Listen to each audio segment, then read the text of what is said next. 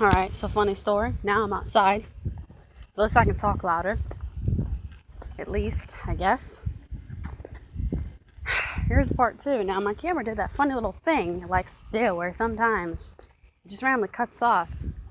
And I don't remember where I didn't look back at the last video, and see where it stopped. But I remember my friend Candace telling me, she was telling me about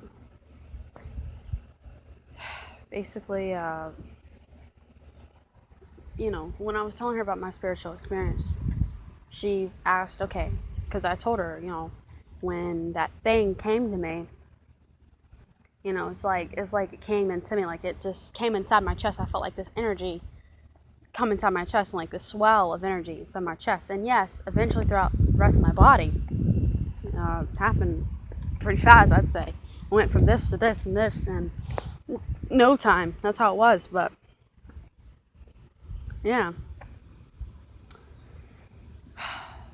swell throughout my torso. And I literally mean my chest, just the upper half of my body, my chest. Not my stomach, not my arms or my leg, but eventually, I felt a little bit of tingling down, all the way down to like my toes, but somewhat, but it's mainly within my chest. It was like the main vibrating. It was like a vibrating or whatever, swell of energy. And she said, okay, did you feel anything in your stomach? Like, like not like this pressure or something. Like, do you feel something like a jab like in your stomach? I said, no, I didn't feel anything like that. She said, okay, well, I've had that before, and I do know what you're talking about, like this feeling of energy. I can tell you what it is. And anyway, she went on to tell me what she thought it was, because I did ask for her advice, because I was scared. And I remember immediately after that it happened, after everything happened, after that spiritual experience, obviously I woke up, sat up, observed, because I was scared, right? And then I just couldn't stop thinking, I have to talk to Candace. I have to get to Candace tomorrow, whatever, it takes. I hope that she's there. Hope she's there at school tomorrow.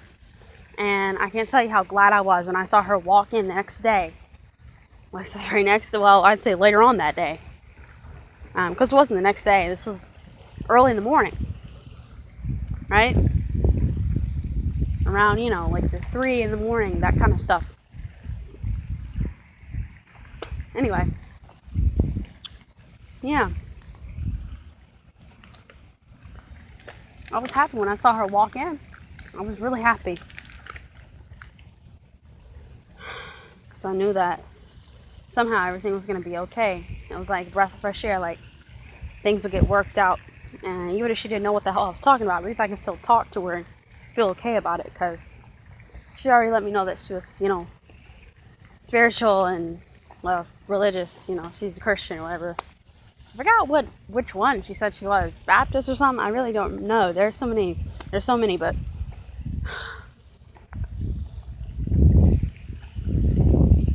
this is a different kind of spiritual experience. I really feel like I was attacked by demons.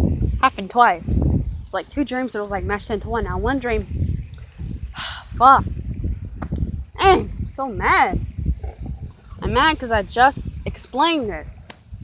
It's not that I forgot, it's just the full detail, and anyway, whatever. Sit down and do it again. As you can see, I'm outside right now. Whatever. But, my dog. And,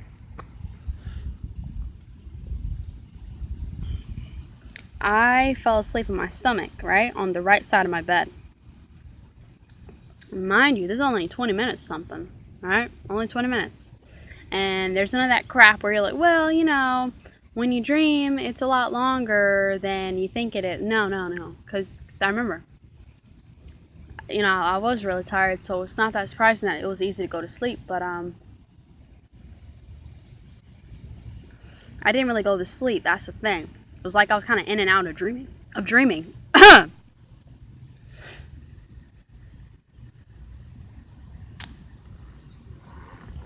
But it was like about 20 minutes of me, being somewhat asleep or in that state. And again, I didn't bring this on. I didn't want to bring it on the first time, but anyway, that's not a very long time, and especially for what I went through. I would think that it would take, a few hours at least of being in deep sleep, really deep sleep, for things like that to start happening to me. But yeah, it wasn't that long. I know when I fell asleep, and I know when I woke up. Right? Well, I can't even fully say it was 20 minutes. Hell, it would have been like maybe 15, because like I said, after that happened, I did, what I'm going to say, I sat up and I slowly, right, because I'm scared. I'm scared that something's still in my room. Or I'm going to wake up, I'm going to, turn around, and I'm going to see something staring me in the face. Something that I'm not quite ready to see. Some kind of a monster. So I got up slowly and I stayed like that for, a couple minutes, and I looked around, tried to make sure I was safe until I felt safe. I stayed like that for a couple more minutes, and I turned the light on and stayed like that for a couple more minutes, and I was like, okay, I have to record this. I think I said it in the last video if it didn't cut off. I already recorded another video, but then I deleted it because even after my big spiritual experience, this is just like an example, I tried to tell myself it must not have been as real as I thought it was. It wasn't as real as I thought it was, because I tried to tell myself I didn't really feel what I felt when I knew I felt. I tried to rationalize things and, see if there's anything that I could have done, or maybe it was just a really realistic dream. Just trying to rationalize things. Make it not as scary. That's really what I mean. Because it doesn't make any damn sense either way, but it's just the fact of I'm trying to make myself less scared of what it could mean. And what I don't know that it could mean, But, anyway. Look at my dog. I do know that he's eating some grass, he's grazing or whatever, but God underneath me. But I do know that. And I am trying to do the same thing, and I'm telling myself it must not have been as real. But anyway. This time it wasn't like I was hovering over my body in an energy form. I feel like because now, again, this stuff started happening really fast. Wasn't even probably 20 minutes I was asleep. Maybe it was 12 or something. Like I said, because 12, maybe 15 at the most. Because after I had that dream, I sat up for a few minutes. And I waited a while before I actually got up and started, recording. And I started recording, I think, at, what was it? It was like 5:34? Something like that. So, yeah. Do the math on that. It's not really 20 minutes. That's, because I had taken some time to do this and do that. And anyway, I feel like I didn't actually hover over my body. I didn't leave my body's side as much as before, because, everything started to happen really fast. And as soon as I was, it wasn't a dream. Like, as soon as I started going into that state, it's like automatically the scary stuff started to happen. So automatically I was scared and I was jolted and already was trying to get back. And, I was already kind of resisting what was going on. Now, as soon as I entered, now I'm going to tell you the same thing, right? Like,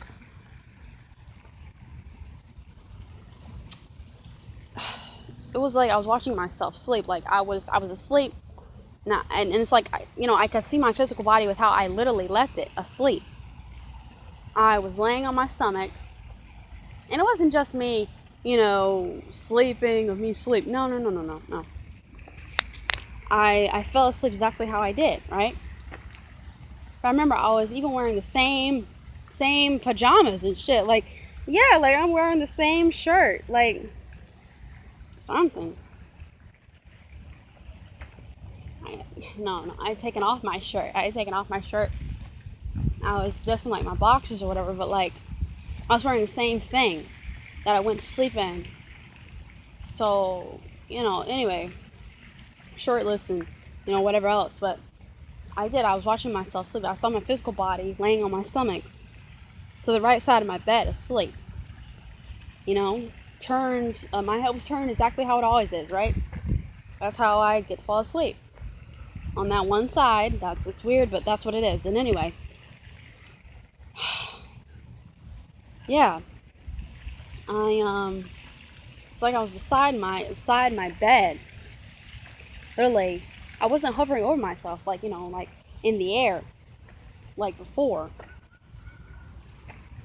But I was beside my bed, looking at me. It's like I could see through the covers, and I was just standing over myself, kind of like, not, hovering over myself, like over the bed, but I was like standing beside, watching myself, looking down, so like I could see through the blanket, because I always sleep with a blanket over me for reasons. Again, due to horror movies and, fears that I have and all that stuff now. I had to sneeze. Yeah, okay. Alright. That happened. But yeah, man, like, automatically, it's like I felt something scary. Like, I felt scared in this state. I can't even call it a dream, because it wasn't a dream. Now, it was different from the first time, my first spiritual experience, because I didn't feel that swell of energy in my chest. I wasn't hovering over myself in that spiritual form. I was literally, I saw myself, the dream version of myself, watching myself sleep, my physical body, exactly how I left it. Exact same position, all that stuff. Right?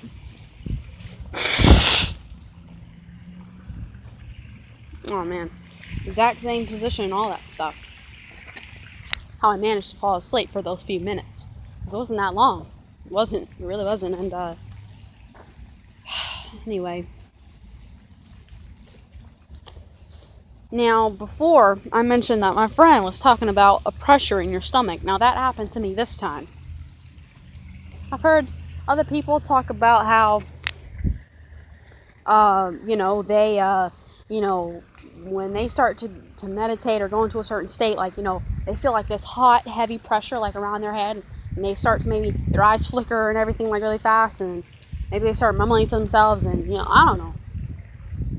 But I know that I've definitely had that stomach thing, that stomach pressure, because Candace is the only one that I've heard say that.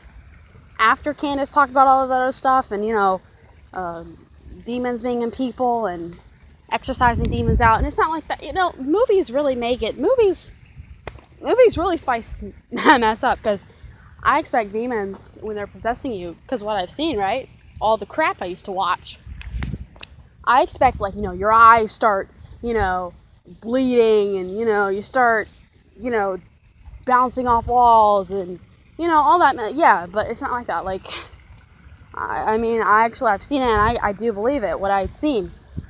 People, they would go and they would feel like they had a demon in them, or a family member would bring them to have this demon, see if it was a demon or whatever, and pastor would literally, it was like they were talking to two or three different people.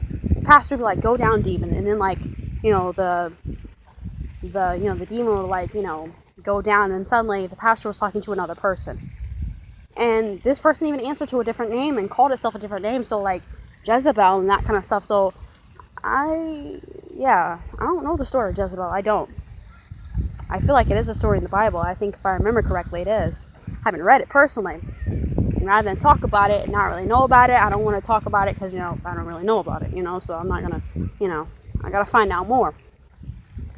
I'm still reading all the way through. I don't want to skip around in the Bible, because if I do, then I'm going to miss some important stuff, and, But I remember this other guy was talking about, astral projection. I don't know if I said this in the last video, because I don't know how much, was mentioned or whatever before it cut off, right? Because I made a second video and then it just randomly cut off somewhere.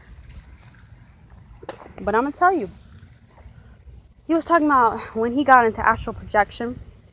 He got home from work and he just decided he was tired. He wanted to kick back and do it for fun, do it for kicks. He was tired, took his shoes off, put his hat on the hook, took his coat off, put his keys down, all that stuff, and he lay down, right? He wanted to have a good time, so he started to, do what he does to astral project. There are actual people who do this as like a skill set, right? They want to, have fun. They go, whatever, right? They want to have a little adventure. He said he did it, right? So he came out of his body. He sat up. He looked around his room and he walked around, and then he suddenly noticed that something wasn't right, because he noticed, and this is basically the title of the video, is how God showed me astral projection is basically demonic and things like that, right? He looked around and he noticed that things aren't as he left them. What he meant was, he noticed, okay, this isn't how I leave my keys. I never leave my keys like this. Now, it was to the same degree, right? It was mimicry. It was, it was made as a sort of disguise to kind of, I guess, make that guy think that, yes, this was his own realm. He was in control and he was within his own, boundaries. But no, in fact, those were things that have been messed with and if anything, imitated to make that guy think that, blah, blah. I'm just saying, he actually said that. He noticed the difference. He said, I don't place my keys down like this. I don't hang this like this. I didn't do this. I set it down like this. I never do this. I never, leave this like this. It looks like it. See, that's not exactly it, because I did it like this, not like this. Like little tweaks. And then he realized what was going on. And like Nephilims and things like that, they're basically like, they have the ability, they're kind of like demons and helpers of demons. Like they kind of attach themselves to you and they learn how to mimic things so well. And I've had this too, like and a lot of people talk about this, like they talk about, yeah, like it's amazing how your brain copies things, right? So whether a good dream or a bad dream, I can say this, right? Like let's say I'll be dreaming, whether a good dream or a bad dream, about my room. And yeah, everything in the room, everything in the place and the apartment will be exactly as it was in reality, as I remembered it, right? Cereal boxes stacked a certain way, so like in a certain organization on top of the fridge. Yeah, so like it was like that. You open a cabinet, there's there are like plates in this area, and then you open the other one. It's exactly how it is, right? So yeah, a lot of people have said that, but I'm really starting to just dig deep and look into that, because that's a little weird that he would say that. And there's an exact name for this kind of stuff. I'm not saying it may be that all the time, but I'm just saying that I feel like there's some attention that needs to be paid to that. Really. They're called like Nephilims or something like that. They attach themselves to you. And they have the ability to mimic and to imitate exactly what they see, almost perfectly. Little subtle hints, though, that they may get wrong. Right? Maybe something's a little bit, far to the left or far to the right than, it should be. On, your shirt. It could be a stripe like on your shirt. I don't know why I keep saying it like that, on your shirt, right? It could be like a stripe like on your shirt. It could be, again, like how something's placed. Originally, this isn't you. This isn't like, the form of, this isn't really, this is your energy, right? Your astral projection, but you're seeing things differently because things have been messed with. Things have been altered way before you even had a chance to really mess with them in your astral energy sense, right? But it's funny that Candace talked about this because, that's exactly what I felt. I started to feel this pressure on my stomach. It was like below my, okay, I'm going to show you, like below, around like my belly button, but kind of like below my belly button too, like this, not really like a sharp pain. I mean, it kind of, had like it was definitely tight, so I can't say it hurt. It was like this tight jab, but it was just a lot of pressure, just like it was like coming in to that area and just like squeezing and pressing on the area, like a lot of pressure. I can't say like, ow, like it hurt or whatever, but it did. It hit me hard at first because I'm like, oh, I wasn't used to that pressure. I don't know what the hell that was. Anyway. Yeah. Like I said, so I'm over myself and watching myself, and I can see that that's me, right? And then I felt scared because I felt like someone was in the room. So as soon as like I get the thought to try to look up and see what it is, because my room's square. I can literally just look up and I can see the other side of the room. It's not like any weird shape or cut off or anything like that. It's like the room changed and suddenly I was like in this meat, not a meat locker place, but a butcher's place, right? Yeah, I can see the color, the reddish brown meat behind me, and the big, thick, square blade of the butcher's knife, like into the light brown, thin cutting board.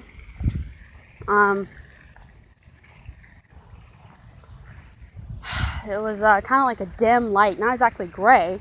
I mean, I could see everything, you know, detail. I could see like on the ground, right? This checkerboard detail, black and white, but it was like a dim gray lighting. So, you know, everything was kind of this gray light. That's what it had to it. And like I said, so this isn't my place. This isn't what I'm used to. This isn't my area. So I get scared because I'm like, okay, shit, like I'm scared. But now the environment changed. I don't know where I am. I don't know how to get out. And it seems to me, because I was looking for a way out, the only way to get out was this single door. You know, a door that doesn't have a handle where you have to push and pull it to get out. It's like a single door. And basically, it closes on its own, right? You push the door through and you walk through and then it closes on its own. You know, so you don't have to open it or close it. It does that on its own, right? It was like that.